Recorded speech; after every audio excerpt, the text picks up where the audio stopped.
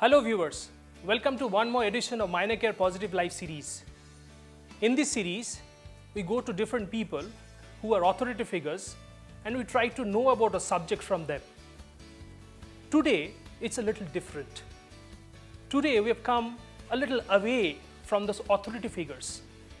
Today, we have come to somebody who can be a major inspiration for all of us. No, I will not introduce her. She's a little champ and she will introduce herself to you.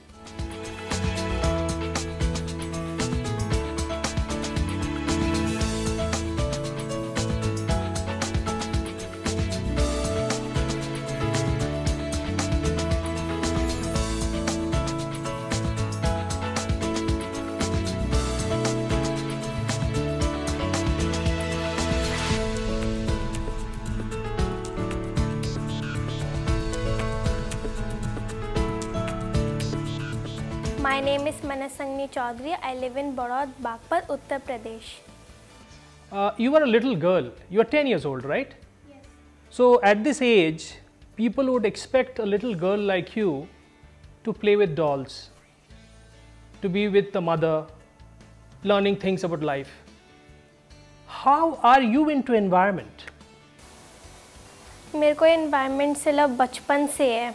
Animal से भी है, नदियों से भी है और जंगलों से भी है. पर अभी धरती पे जिस तरह की मुसीबत आई हुई है वो पानी की है. पानी के कारण लोग मर रहे हैं, इसलिए अभी मैंने पानी को चुना है.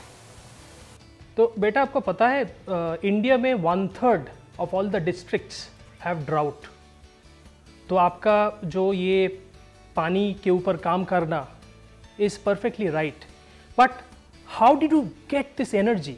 ये इंटरेस्ट आपको कहाँ से आया? एक तो ये मुझे मम्मी पापा ने दिया. मुझे ट्रैकिंग ले जा के और ग्लेशियर दिखा के कि उसमें से कैसे मदर नेचर इतने मुश्किल से ग्लेशियर्स बनाती है और उनमें से एक एक बूंद बहुत मुश्किल से पानी आता है.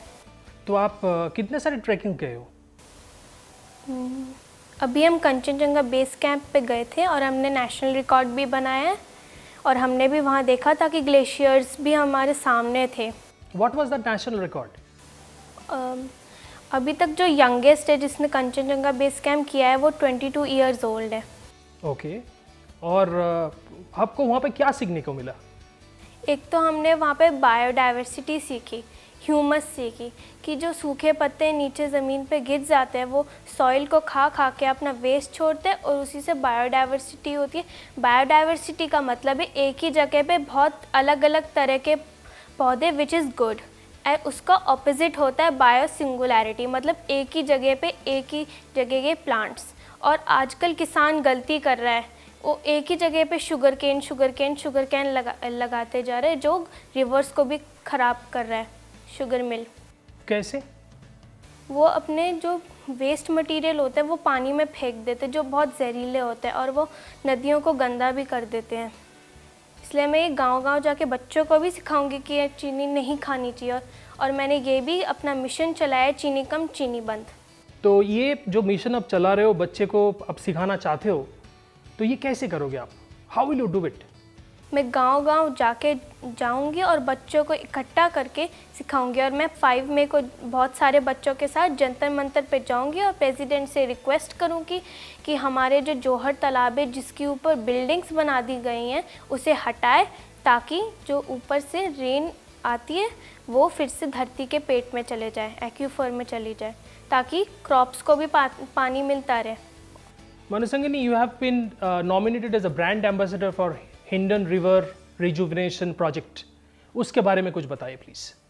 मेरे को ये brand ambassador Waterman of India ने बनाया है क्योंकि मेरे को बचपन से ही इन्वायरमेंट से प्यार है और उन्होंने मेरे में देखा भी है कि मेरे को रिवर्स से बहुत प्यार है और इन्वायरमेंट से भी है. तो आप इस प्रोजेक्ट में कैसे काम करोगे? एक तो वहाँ पे एक अंकल आए थे, उनसे मैंने मदद ली थी कि मेरे को इसके लिए मदद करे क्योंकि इसके लिए बहुत सारा पैसा भी चाहिए और मैं अपनी एक कंपनी भी बनाना चाहती हूँ जिससे ये रिवर्स को बचाएं. तो आपका ये कंपनी के बारे में थोड़ा बताएंगे? ये एनवायरनमेंट रिलेटेड कंपनी होगा शायद, दुनिया का सबसे junior entrepreneur driven environment related company, तो इस कंपनी के बारे में कुछ बताइए प्लीज़। अभी तो नदियों का चल रहा है, इसलिए हम नदियों की कंपनी बनाएंगे। इससे रिलेटेड चीनी कम चीनी बंद है इस कंपनी का नाम, कि चीनी खाने से क्या क्या नुकसान होते हैं। चीनी खाने से बहुत सारे नुकसान होते हैं। एक तो चीनी नदियों को मैला करती है, एक तो वो इन्वायरमेंट को भी एयर पोल्यूशन से गंदा करती है, और एक ह्यूमन की बॉडी में भी ख़राब कर देती है ह्यूमन की बॉडी को। इसलिए चीनी मिल को बंद कराना है हमें। Manasangini, your understanding of environment is pretty strong. How would you relate it to health of a common man? एक तो ये चीनी मिल से जो गंदा हो रहा है पानी, एक तो लोग उससे नहा रहे हैं, पी रहे हैं, अब उसी फसल को जो उगा रहे हैं उसी से ही खाते हैं, तो फिर वो तो इफ़ेक्ट करेगा ही ह्यूमन बीइंग में। जब वो उसके बॉडी पे जाएगा ख़राब ही करेगा। एक तो चीनी जब किसी चीज़ में पानी में डलती है, एक तो वो भी इंसान को ख़राब कर देती है, उसे वो सांस लेते हैं तब भी वो एयर पोल्यूशन से चली जाती है, और वो खाते हैं उल्टा, वो वहीं स्मेल कर रहे हैं और वहीं खा रहे हैं, तो इंसान तो मतलब बीमार तो होगा ही, उसको स्किन प्रॉब्लम्स हो जाएंगी। पर हम चीनी नहीं खाते हैं, हम गुड़ खांड शक्कर खाते हैं, क्योंकि हमें पता है कि चीनी से हमें भी स्किन प्रॉब्लम्स हो सकती हैं। Beta, you had gone to Alwar for a NGO meet where you made a presentation of social and ecological justice. तो उसके बारे में कुछ बताएं। एक तो मैंने वहाँ पे ये सीखा है कि वो अपने पानी का कैसे करते हैं। राजस्थान को इतना सूखा मान जाते हैं, पर जैसे उन्होंने अपने पानी की व्यवस्था की है, इट्स वेरी गुड। सो थोड़ा एक्सप्लेन करेंगे what do you learn there? एक तो उनने एक्यूफर बनाए थे, जिससे मैंने वहाँ पे ये भी सीखा था कि दौड़ते हुए पानी को हमें चलना सिखाना है, चलते हुए पानी को रेंगना सिखाना है, और रेंगते हुए पानी को सोना सिखाना है। मतलब हमें उसे धरती के पेट में धीरे धीरे डालना है। अगर झटके से डालेंगे तो फिर वो पानी अंदर नहीं जा पाएगा, इसलिए वो धीरे धीरे डालते हैं। उनने कैनाल्स बनाए हुए हैं जो ऊपर जो पानी पहाड़ों से नीचे आता है, फिर उसको जमा करके धरती के पेट में डाल देते हैं, जो अलग अलग तरह से काम आती हैं। जैसे फसल पे भी काम आती है, पर किसान को ऐसी फसलें भी नहीं उगाने जो ज़्यादा पानी लें। और मैंने वहाँ पे ये भी सीखा है कि हमें नदियों का पानी इस्तेमाल नहीं करना चाहिए, हमें रेन का पानी हमें कलेक्ट करके, पर आजकल तो इंसान अपनी एयर पोल्यूशन कर रहे हैं, इसलिए रेन का जो पानी है वो भी गंदा होते जा रहा है। इसलिए हमें एक तो एयर पोल्यूशन रोकना है, ताकि जो रेन का पानी है वो सब हमारे लिए शुद्ध हो, हम उसे पी सके। तो Mansangini, the thing that you have learned in that NGO meet, वो लर्निंग को आप हिंडन रिवर क्लीन करने में कैसे लगाएंगे? मैंने एक तो वहाँ पे ये भी सीखा कि 2 तरह के प्लांट्स होते हैं, अगर उन्हें हम किनारों पे लगा देंगे तो वो सारा गंदा पानी के बैक्टीरिया को ले लेंगे और अच्छे बैक्टीरिया दे देंगे। राइट। इसलिए हम कोशिश करें कि बच्चों को समझाएं और उनसे ये करवाएं भी, ताकि उनका नॉलेज भी जो हमने दी है वो यूज़ करें, वो घर पे बैठे ना रहे। हमने जो उन्हें नॉलेज दी है वो उसे यूज़ भी करें, उन प्लांट्स को भी लगाएं, ताकि हिंडन रिवर बच सके। अब तो हिंडन रिवर पूरी काली गंदी, उसमें से स्मेल भी आती है, इसलिए। मनसंगिनी, working on environment project is one thing, but getting more people like you coming together to form a force that can work for environment is a different approach. How do you think you will walk this difficult path? मैं उन्हें 4 तरह से इकट्ठा करूँगी। पहला तो गांव-गांव जाके, जिससे अगर मैं बच्चों को समझाऊंगी तो बड़े अपने आप इफ़ेक्ट होंगे। दूसरा, मैं प्रेसिडेंट को चिट्ठी लिख रही हूँ। और तीसरा, मैं स्कूल जाके, मेरे को स्कूल में भी इनविटेशन आया, जिससे मैं बच्चों से बात कर सकूँ और उन्हें भी समझा सकूँ। बेटा, आप प्रेसिडेंट को क्या चिट्ठी लिख रहे हो? कि हमारी जो जौहर तालाब है, जिनके ऊपर अब लोगों ने बिल्डिंग बना दी है, उन्हें प्लीज़ हटवाए। महात्मा गांधी ने हमारे लिए देश आज़ाद किया था, उस वक्त जैसे जौहर तालाब नदियाँ थी, हमें प्लीज़ वो वापस वैसी की वैसी वापस ला के दे दो। ओके। बेटा, हिंडन से भी बड़ा नदी है यमुना एंड गंगा, आप इनके साथ भी जुड़ना चाहेंगे? हाँ जी, मैं इनको ठीक करूँगी ना। तो क्या करेंगे आप? जो इनके ऊपर अब बिल्डिंग्स बना दी गई हैं, पहले तो उनको हटवाना है प्रेसिडेंट से चिट्ठी लिख के। जो जौहर तालाब है उन्हें फिर से और बनाने हैं, और एक तो उनमें से बिल्डिंग हटवाने हैं ताकि उसमें फिर से रेन वाटर आए और फिर से नदी में पानी भर जाए और वो लोगों के भी काम आए। और साथ ही साथ उसके किनारों पे मैं पेड़ भी लगाऊंगी ताकि वो बैक्टीरिया लेके नए बैक्टीरिया छोड़े। और उनके आसपास जो फैक्ट्रीज़ हैं जो उनको पोल्यूशन करती हैं, उनको भी हटवानी है मेरे को। 22nd April is International Mother Earth Day. इस विषय में what appeal will you do to both the seniors and the juniors like you? मैं उनको ये भी समझाऊंगी कि मदर नेचर हमारे लिए कितनी महत्वपूर्ण है। वो हमें सब कुछ देंगी, सब सॉल्यूशंस देती है, पर उन सॉल्यूशंस को ढूंढना और उनको इस्तेमाल करना तो हमारे कर्तव्य है। मदर नेचर ने हमको सब कुछ दिया है, पर इस धरती पे जानवरों का भी हक है जो हमने छीन लिया है उनसे। मैं ये भी समझाऊंगी उन्हें। तो ये अब जो एनवायरनमेंट में एक तो पानी आ गया, एक you have referred to animals, तो ये एनिमल्स के बारे में आपका क्या है? What is your thought? How would you rehabilitate them? TV के ज़रिए भी उन्हें बताऊंगी कि एनिमल्स हमारे लिए भी इम्पॉर्टेंट है। वो दुनिया की सुंदरता बढ़ाते हैं।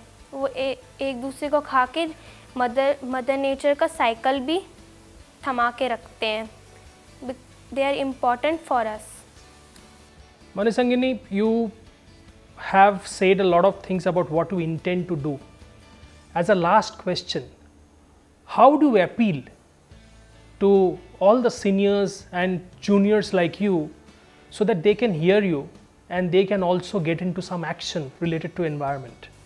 एक तो मैं कहना चाहती हूँ कि वो मदर नेचर की रिस्पेक्ट करे, मदर नेचर की हर फॉर्म को रिस्पेक्ट करे। जंगल, एनिमल्स, नदियाँ जो वो उन्हें मार रही हैं, फिर से जो जंगल काट रहे हैं, मैं उसका उल्टा बोलना चाहती हूँ कि वो और जंगल लगाएं, पेड़ों को और लगाएं।